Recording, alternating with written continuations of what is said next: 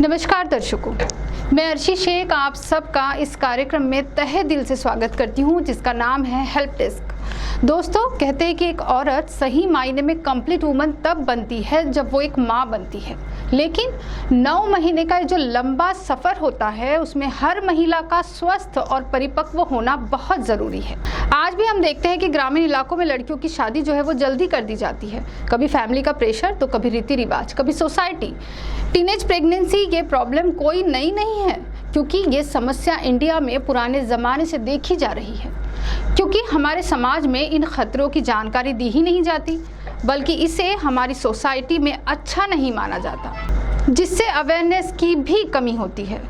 So as a mother, as a father and even as a human, आपको एक responsibility समझ लेनी चाहिए, ताकि आपके लविंग डियर को इस प्रॉब्लम को फेस करने के वक्त पता हो कि इसके रिजल्ट क्या क्या होते हैं।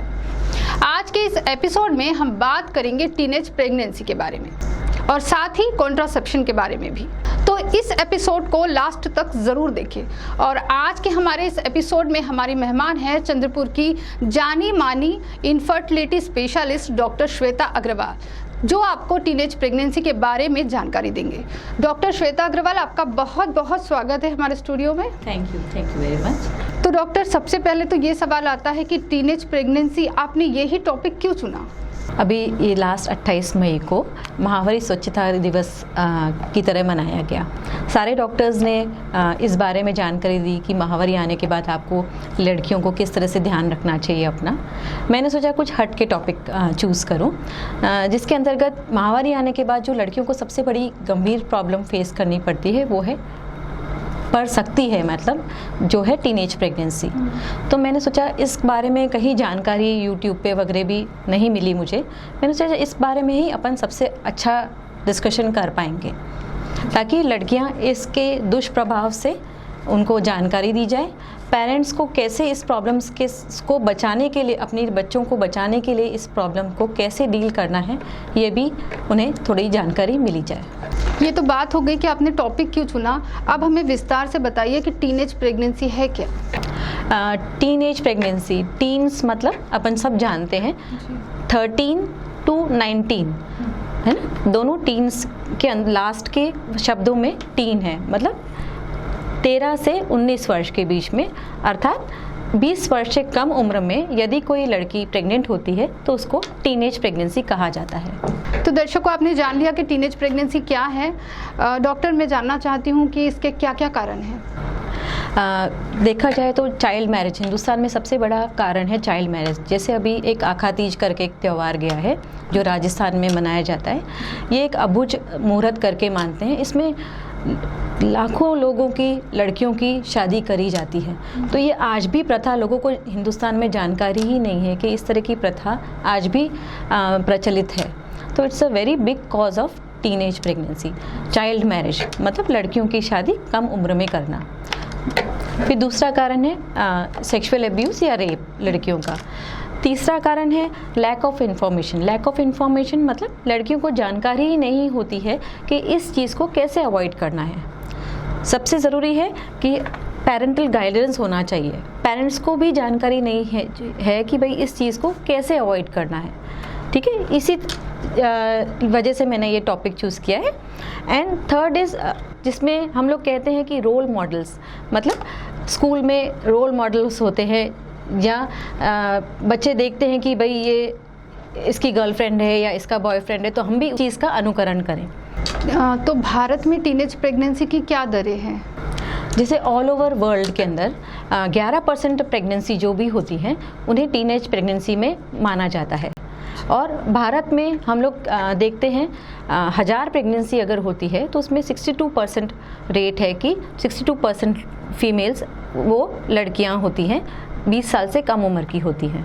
अभी इन सालों में देखा गया है कि 1.6 करोड़ लड़कियां प्रेग्नेंट होती हैं पर ईयर, हर साल के अंदर। तो ये इतनी ज़्यादा दर है हिंदुस्तान में।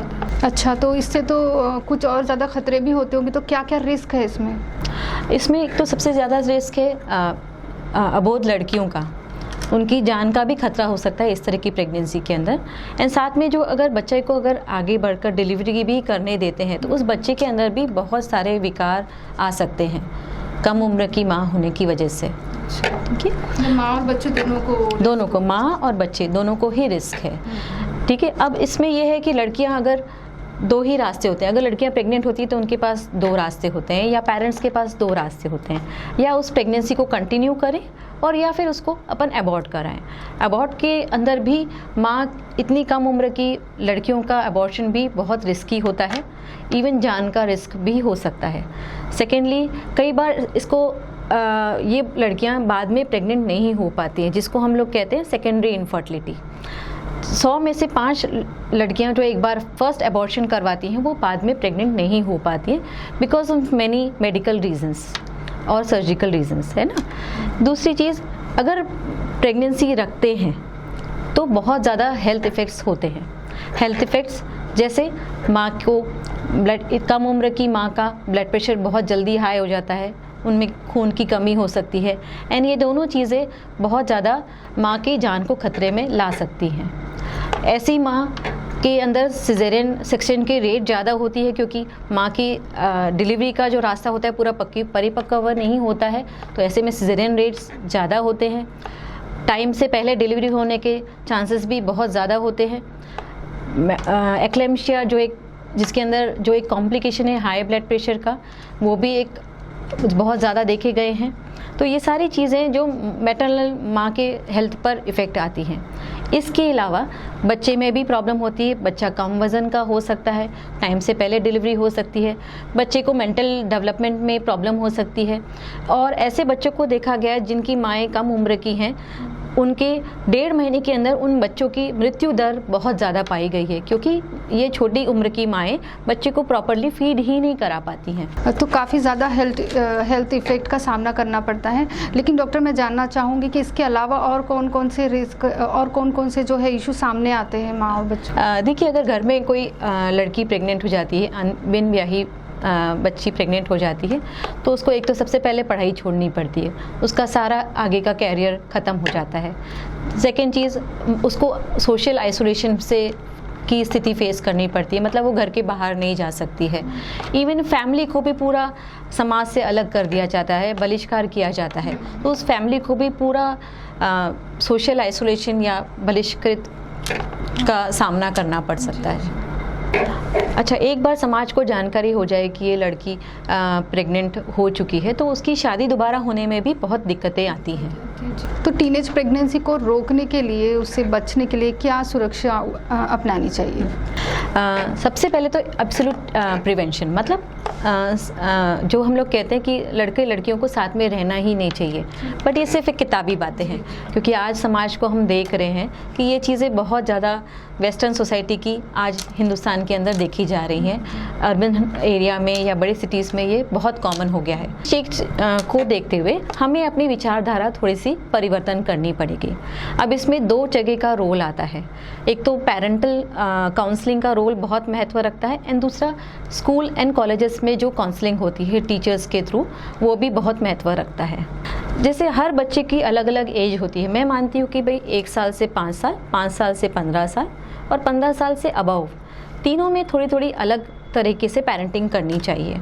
न्यू बॉर्न बेबी से लेके 5 साल तक हमें ये ध्यान रखना चाहिए कि बच्चे को, जैसे अपन रोज़ देखते हैं घरों के अंदर, बच्चा टेबल से टकरा गया तो हम बोलते हैं अरे अरे टेबल को मारो क्योंकि ये टेबल बीच में आ गई इसलिए मेरे बच्चे को चोट लग गई। तो this is the responsibility throwing on that table, है ना। तो अपने को ये सिखाना चाहिए कि नहीं बच्चे, अगर आप उस टेबल से टकराए हो तो वो टेबल तो हिल नहीं सकती, आप उससे जाके टकराए हो तो वो आपकी जिम्मेदारी है। तो इस तरह से पेरेंटिंग करेंगे तो बच्चे को लगेगा कि जो मैंने किया है वो मैं उसके लिए रिस्पॉन्सिबल हूँ, है ना। तो ये एक एग्जाम्पल है जस्ट कि इस तरह से भावना बच्चे के अंदर पैदा करें। सेकेंड चीज़, 5 से 15 साल के बच्चों के अंदर, 5 से 15 साल के बच्चों के अंदर थोड़ा सा हम बच्चे को मोल्ड कर सकते हैं स्ट्रिक्ट रह के, ताकि बच्चे को पता रहे कि भाई ये हमें करना है, ये हमें नहीं करना है ना। एक फर्स्ट इज स्ट्रिक्टनेस, है ना। सेकेंड इज़ बच्चों को थोड़ा सा आजकल स्पिरिचुअल और मॉरल साइंस जो मॉरल रिस्पॉन्सिबिलिटी सिखानी चाहिए। ये बेस्ट एज है 5 से 15। बच्चों को जैसे कहानियाँ बतानी चाहिए।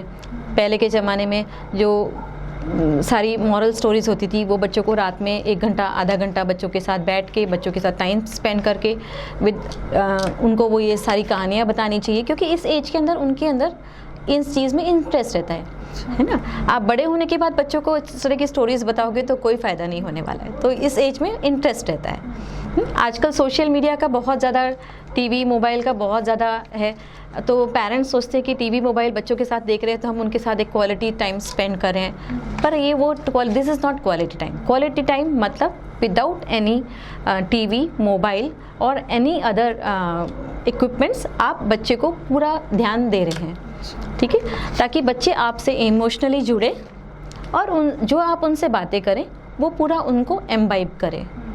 तो प्रेयर बच्चों को ज़रूर सिखानी चाहिए, चाहे आप कोई भी धर्म के हो।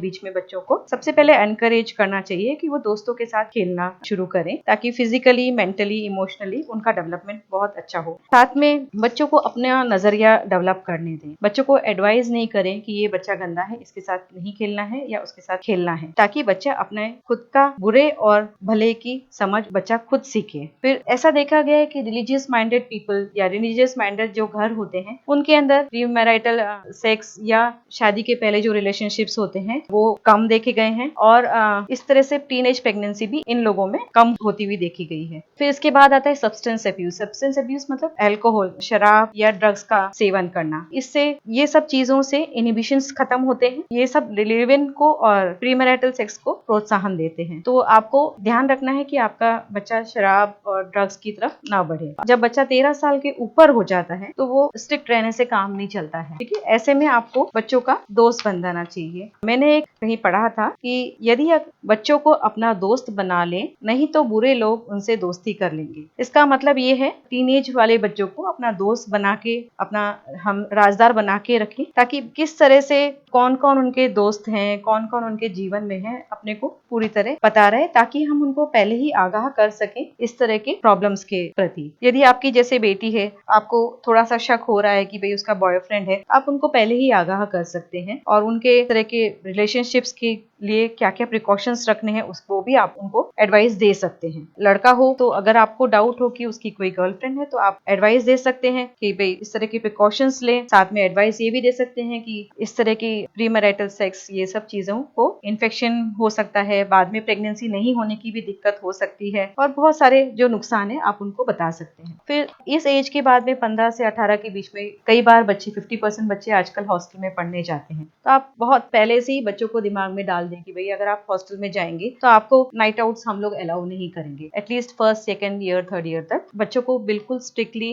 नाइट आउट्स नहीं दे, ताकि इस तरह की प्रॉब्लम्स का आपको सामना करना ना पड़े। और किस्मत जैसे जो रेप केसेस होते हैं उनको अवॉइड करने के लिए भी अपने को हर समाज में पूरा कैरेक्टर बिल्डिंग करना चाहिए पेरेंट्स को। कई बार ये सारी चीजें जो होती हैं पेरेंट्स की टाइम की कमी की वजह से होती है या फिर सब्सटेंस अब्यूज की वजह से होती है, तो इन चीजों को अवॉइड करना है। फिर चाइल्ड मैरिजेस में जैसे लड़कियां आजकल खुद भी विरोध करने लग गई हैं, और आजकल लॉ के अंदर भी 2006 के अंदर भी एक लॉ आया है सुप्रीम कोर्ट की तरफ से कि जो नाबालिग पत्नी के साथ में उसको भी एक तरह से रेप के अंदर कैटेगरी में गिना जाएगा, और आदमी यदि एक माइनर लड़की के साथ शादी करता है तो उसको 2 साल की सजा और साथ में लाख रुपए ऊपर का फाइन भी हो सकता है। लड़की के जो पेरेंट्स हैं उनको भी ये सब जुर्माना भरना पड़ सकता है। और आजकल पुलिस भी काफी सतर्क रहती है इस तरह के केस के मामलों में। यदि कोई भी फोन आता है तो उनको वो फटाफट पहुंच के चाइल्ड मैरिज कई बार रुकवा सकती हैं। आई थिंक आजकल काफी हद तक समाज में इसकी जागरूकता आ गई है एंड दरें काफी नीचे आती जा रही हैं, बट फिर भी इस पे वर्क करना बहुत जरूरी है। दूसरा जिम्मेदारी है स्कूल में काउंसलिंग की। स्कूल में काउंसलिंग होती है प्राइमरी सेक्शंस में। प्राइमरी सेक्शंस में प्रेयर रेगुलर होनी चाहिए। जैसे जो प्रेयर का पीरियड होता है उसके अंदर एक मोटिवेशनल या मॉरल स्टोरी हर एक बच्चे को नंबर वाइज बोलने का समय होना चाहिए। हाई स्कूल के अंदर बच्चों को सेक्सुअल एजुकेशन की पीरियड्स होने चाहिए, जिसके अंदर बच्चों को सिखाया जाए कि अगर लड़के और लड़की अगर आप साथ में रहेंगे तो आपके क्या क्या प्रॉब्लम्स हो सकती है, जैसे सेक्सुअली ट्रांसमिटेड डिसीज़ या फिर टीनेज प्रेगनेंसी या फिर इन्फेक्शंस, जो ये सारी चीज़ें उनको समझानी होती है। बच्चा अगर कॉलेज में चला जाता है, जैसे कई पेरेंट्स हॉस्टल में भेजते हैं बच्चों को, तो अपने को हॉस्टल में ध्यान रखना चाहिए कि बच्चों को स्ट्रिक्टली भाई 8 बजे या जो भी आपके रूल्स है उसमें बच्चों को कॉलेज के हॉस्टल में पहुंच जाना चाहिए। तो डॉक्टर आपने बताया कि अपनी बच्चों को अपनी रिस्पॉन्सिबिलिटी समझनी चाहिए, प्रेयर पे ध्यान देना चाहिए, स्टोरीज़ पेरेंट्स का काम है कि स्टोरीज़ उनको बताएं, ये सब तो हो गया। तो टीनेज प्रेगनेंसी के लिए इसके अलावा कितनी उम्र निर्धारित की गई है भारत में? 13 से 19 साल के बीच में टीनेज प्रेगनेंसी की उम्र निर्धारित की गई है। चलिए डॉक्टर, ये तो हो गया कि टीनेज प्रेगनेंसी के बारे में सब कुछ जानकारी हो गई, पर इसके कुछ कानून होंगे, उसके कानूनी पहलू होंगे, उसके बारे में थोड़ा कुछ समझाइए। लीगल एस्पेक्ट ये है कि अगर 18 साल से ऊपर लड़की होती है तो वो खुद अपनी कंसेंट से मेडिकल टर्मिनेशन करवा सकती है। लेकिन अगर 18 साल से उम्र कम हो या फिर मेंटली इल हो कोई बच्चा, तो उसको गार्जियन की कंसेंट या पेरेंटल कंसेंट ज़रूरी होती है। तो डॉक्टर, आपने टीनेज प्रेगनेंसी के बारे में तो सारी जानकारी दे दी। अब हम चलते हैं दूसरे मुद्दे की ओर, जो है कॉन्ट्रासेप्शन। ठीक है, तो हमारे दर्शकों को समझाइए शॉर्ट में कि कॉन्ट्रासेप्शन है क्या? कॉन्ट्रासेप्शन बेसिकली ये है कि आप लड़कियों को या फीमेल को प्रेग्नेंट नहीं होने देना, दैट इज़ कॉन्ट्रासेप्शन। कॉन्ट्रासेप्शन मतलब अंडाणु और शुक्राणु दोनों को नहीं मिलने देना और या भ्रूण को बचदानी में चिपकने नहीं देना। ये सारी जो भी कॉन्ट्रासेप्टिव डिवाइसेस हैं इसी चीज़ पे एम करती हैं। अच्छा, मतलब टोटल देखा जाए तो अपने प्रेगनेंसी को रोकना। बिल्कुल जी। तो ऐसे कौन कौन से डिवाइस अवेलेबल है जो इसमें कॉन्ट्रासेप्शन में काम आ सकते हैं? हाँ, दोनों के लिए अवेलेबल है, पुरुष के लिए भी अवेलेबल है और महिलाओं के लिए भी अवेलेबल है। महिलाओं के लिए पहला है ओरल कॉन्ट्रासेप्टिव पिल्स या गर्भ निरोधक गोलियाँ। ये गर्भ निरोधक गोलियाँ माहवारी के 3 से 5वें दिन के बीच में चालू करनी चाहिए। ये 21 दिन की गोलियाँ होती हैं, आपको ये रेगुलर लेनी चाहिए। और आपका जब ये गोलियाँ का पैकेट ख़त्म हो जाता है तो उसके 5-7 दिन के अंदर माहवारी आ जाती है। वापस अगले महीने माहवारी के 3 से 5वें दिन के बीच में ये गोलियाँ स्टार्ट करनी चाहिए। आजकल गवर्नमेंट ने फ्रीली अवेलेबल करी हैं ये गोलियाँ, जो माला डी, माला एन के नाम से हैं। फिर कुछ आती हैं, लेटेस्ट जो आती हैं वो low dose oral contraceptive pills होती हैं, जिनमें जो माला डी, माला एन जो हायर डोज की कॉन्ट्रासेप्टिव पिल्स थे उनसे काफ़ी हद तक कम नुकसानदेह हैं ये गोलियाँ। ओरल कॉन्ट्रासेप्टिव पिल्स के अंदर बस एक चीज़ है कि ये औरत को हमेशा ध्यान रखनी पड़ती है गोलियाँ। ये मिस हो जाती हैं तो आपको बीच में माहवारी आ सकती है। ये बीच अगर मिस हो जाती है तो आप गर्भ धारण कर सकते हैं। दूसरे डिवाइसेस हैं जैसे इंट्रायूट्राइन डिवाइस या आईयूडी जिसको हम लोग कहते हैं, जो कॉमन टर्म्स में लोगों को पता है कॉपर टी या मल्टी लोड। इस तरह के गवर्नमेंट ने फ्री कॉपर टी जैसे प्रोवाइड की हुई है। कुछ अच्छी तरीके की कॉपर टीज आती है मल्टी लोड, और कुछ और मेडिकेटेड कॉपर टीज जो थोड़ी एक्सपेंसिव होती है वो भी अपन लगा सकते हैं, मेरिना वगैरह जो आती हैं। ठीक है, तो इस तरह की रेंज है कॉन्ट्रासेप्टिव डिवाइसेस की, इंट्रायूट्राइन डिवाइसेस की। ये माहवारी के 4 या 5वें दिन इंसर्ट करवानी पड़ती है। एक हेल्थ वर्कर से इंसर्ट करवानी पड़ती है या डॉक्टर से इंसर्ट करवानी पड़ती है। इसकी अवधि 3 से 10 वर्ष तक की है। जब आपकी इच्छा हो तब आप ये निकलवा सकते हो। ये निकाली भी 5वें-6वें दिन ही जाती है। और इसका बहुत अच्छा ये है कि जैसे ही आपने निकलवाई तो अगले महीने आप गर्भधारण कर सकते हो। This is a very good method of reversible contraception.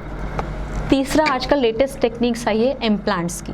ठीक है, कई इम्प्लांट्स आए हैं जिसके अंदर हार्मोन्स लगे हुए रहते हैं, वो आप आर्म पे लगा सकते हैं। ये लोकल एनेस्थीसिया के अंदर ये आर्म में लगवा सकते हैं या फिर आप कहीं और पेट पे भी लगवा सकते हैं। ये इनका असर आपका कई लॉन्ग 3 से 5 वर्ष तक का रह सकता है। पैचेस भी आते हैं जो आप हर महीने के महीने आप बदल सकते हैं। फिर कॉन्ट्रासेप्टिव रिंग्स आती हैं। वो आप वजाइना के मतलब योनि के मार्ग के अंदर जब आप साथ रहें तब आप वो इंसर्ट कर सकते हैं और 6 घंटे बाद उसको निकाल के वॉश कर सकते हैं। फिर कुछ इंजेक्शंस भी आते हैं, जैसे DMPA नाम के इंजेक्शंस आते हैं। ये हर 3 महीने में लगवाने पड़ते हैं। इसका थोड़ा सा साइड इफ़ेक्ट ये है कि ब्लीडिंग की थोड़ी इरेगुलरिटी हो सकती है। दूसरा है, आप मेल के अंदर आते हैं। मेल के अंदर होता है कॉन्डोम्स, है ना, जो कॉन्डोम पुरुष यूज़ कर सकता है। काफ़ी कॉमन है। हाँ, जो बहुत कॉमन है, जो गवर्नमेंट ने आजकल बहुत फ्रीली अवेलेबल भी कर रखा है। और सेकंड है एक परमानेंट स्टरलाइजेशन है, that is called NSV. NSV मतलब वासेक्टोमी। वासेक्टोमी में वास्ट डिफरेंस है, उनको परमानेंटली कट करना है। परमानेंटली कट करने से आपका स्पर्म्स नहीं आते हैं संभोग करते वक्त, एंड देन लेडी प्रेग्नेंट नहीं होती है। बट ये एक परमानेंट कॉन्ट्रासेप्शन है ना। जैसे लेडीज़ के अंदर ट्यूबेक्टोमी होती है, ये एक परमानेंट कॉन्ट्रासेप्शन है। ट्यूबेक्टोमी भी 2 तरीके से होती है, एक नाभि से लैप्रोस्कोपी के थ्रू एंड या फिर पेट खोल के छोटा 2-3 टाँके का जो ऑपरेशन होता है उसके through. But tubectomy and vasectomy, these are 2 permanent methods. जब आपके बच्चे थोड़े बड़े हो जाएं तब ये आप करवा सकते हैं। जब श्योर हो जाए कि नहीं आप प्रेग्नेंट हो। जब श्योर हो जाए कि भाई आपको प्रेगनेंसी नहीं चाहिए। अच्छा, जो महिला की डिलीवरी हो गई है उसके बाद में कौन से कॉन्ट्रासेप्टिव ऐसे यूज़ करने चाहिए, क्या क्या है वो बताइए। जैसे महिला की आज डिलीवरी हुई है, यूजुअली हम लोग कहते हैं आप 1.5 महीने बाद आप कॉपर टी लगवा सकते हो, या हस्बैंड कॉर्डनोम भी यूज़ कर सकता है, और या फिर हम लोग एक ओसी पिल्स आते हैं, ओरल कॉन्ट्रासेप्टिव पिल्स, मिनी पिल करके नाम से आता है। उसके अंदर सिर्फ प्रोजेस्ट्रॉन होता है, जो बच्चे के जब मदर ब्रेस्ट फीडिंग होती है तो उस बच्चे को कोई नुकसान नहीं करता है, ठीक है। तो ये आप अपने डॉक्टर से लिखवा सकते हैं, तो वो आप रेगुलर ले सकते हैं, है ना। जब साल भर तक रेगुलर वो ओसी पिल होता है, वो रेगुलर आपको लेनी होती है, 1-1.5 साल। उसके बाद जब आप दूध पिलाना बंद कर जाएं तो आप माहवारी जिससे आती है वो वाली पिल्स भी पिल्स में कन्वर्ट कर सकते हो। तो ये 3 मेथड्स हैं जो बेस्ट होते हैं पोस्टपार्टम पीरियड में, मतलब डिलीवरी होने के 4-6 महीने के अंदर ये बेस्ट है।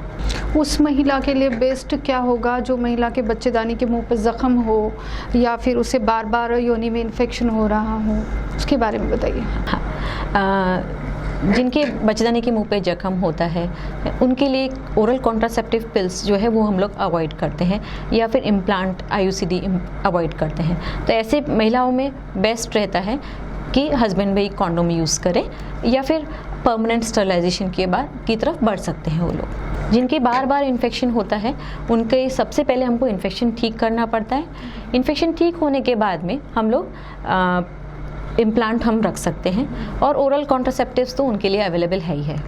अच्छा, जिस महिला को हार्ट डिसीज़ है, हाई ब्लड प्रेशर है, कुछ और समस्याएं हैं, तो उनके लिए क्या है? जिन महिलाओं को हार्ट डायबिटीज़ है, सबसे पहले तो उनको एडवाइस करना चाहिए कि डायबिटीज़ कंट्रोल करें।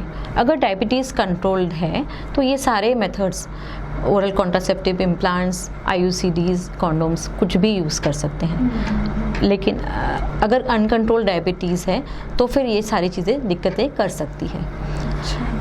दूसरा, अगर ब्लड प्रेशर हाई है, लेडी का अगर ब्लड प्रेशर हाई है तो ओरल कॉन्ट्रासेप्टिव के अंदर ईस्ट्रोजन होता है तो वो नुकसान करता है, तो फिर ऐसे के अंदर कॉन्डोम या IUCD ये बेटर मेथड रहता है। यूजुअली हार्ट पेशेंट्स के अंदर हम लोग एक प्रोजेस्टेरॉन ओनली पिल आता है, उसको हम लोग यूज़ करना प्रेफर करते हैं। अच्छा डॉक्टर, जो लड़कियां लिव इन रिलेशनशिप में रह रही है और उन्हें ये अवॉइड करना है, तो वो टीनेज प्रेगनेंसी के लिए कौन सा कॉन्ट्रासेप्शन यूज़ करेगी? हाँ, देखिए, हम कितना भी बच्चों को एडवाइस करें, कई बार पेरेंट्स के हाथ में सब चीज़ें नहीं होती हैं, तो आजकल बच्चों को ही अगर रिस्पॉन्सिबिलिटी लेनी चाहिए कि इस तरह की टीनेज प्रेगनेंसी ना हो। तो इसमें 2 प्रकार के, लड़के कॉन्डोम्स यूज़ कर सकते हैं और लड़कियां ओरल कॉन्ट्रासेप्टिव पिल्स पे रेगुलरली चल सकती हैं। अच्छा डॉक्टर, मुझे कॉपर टी के साइड इफ़ेक्ट बताइए, क्योंकि ज़्यादा प्रचलन में है इसीलिए। कॉपर टी से थोड़ी ब्लीडिंग ज़्यादा होती है। मैं सारी महिलाओं को काउंसलिंग करती हूँ कि अगर आपकी 4-5 दिन ब्लीडिंग होती है तो आपकी 6-7 दिन ब्लीडिंग हो सकती है। ये ब्लीडिंग की प्रोसेस थोड़ा बढ़ सकता है। माहवारी अगर आपके 1 पैड या 2 पैड जाता है तो 2 से 3 पैड हो सकती है, तो ब्लीडिंग कॉपर टी से बढ़ सकती है। लेकिन ये धीरे धीरे कॉपर टी जब सेट हो जाती है बॉडी के अंदर तो लगभग 6 महीने में ये प्रोसेस आपको आराम रिलीफ हो जाता है इस साइड इफ़ेक्ट से। दूसरा, अगर जिसके ब्लीडिंग की प्रॉब्लम ज़्यादा है उनके लिए आजकल मेडिकेटेड कॉपर टी आया है, मेरिना करके आया है, ठीक है, तो उससे ब्लीडिंग कम हो जाती है, मतलब आपके आधी से भी कम हो जाती है। तो उन पेशेंट्स के लिए मेरिना ज़्यादा एडवाइसेबल है। कॉपर टी भी जिसके कम ब्लीडिंग होती है वो सिंपल कॉपर टी डलवा सकते हैं, जिनके ज़्यादा ब्लीडिंग होती है तो उनको वो मेरिना डलवा सकते हैं। मेरिना बस उसका ये है कि वो थोड़ी एक्सपेंसिव है। तो आज हमने चर्चा की कि टीनेज प्रेगनेंसी से क्या क्या नुकसान होते हैं और इससे बचाव के लिए हमें क्या करना चाहिए। साथ ही हमने कॉन्ट्रासेप्शन के बारे में भी जाना। उम्मीद करती हूँ आपको ये एपिसोड ज़रूर पसंद आया होगा और आपको लगता है कि आपके सर्कल में ये जानकारी किसी के काम आ सकती हो तो प्लीज़ इसे शेयर करें। हमारे चैनल पर अपलोड हर वीडियो को आपका बहुत सारा प्यार मिल रहा है, उसके लिए बहुत बहुत शुक्रिया। आज के हमारे इस विषय से संबंधित आपके कोई भी सवाल हो तो आप स्क्रीन पर फ्लैश हो रहे नंबर पर मैसेज के जरिए पूछ सकते हैं। अगले एपिसोड में हमारे डॉक्टर आपको उसका सॉल्यूशन भी बताएंगे। तो मिलते हैं अगले हफ्ते किसी नए टॉपिक के साथ। तब तक के लिए स्वस्थ रहे तथा अपने सेहत का ख्याल रखें। नमस्कार।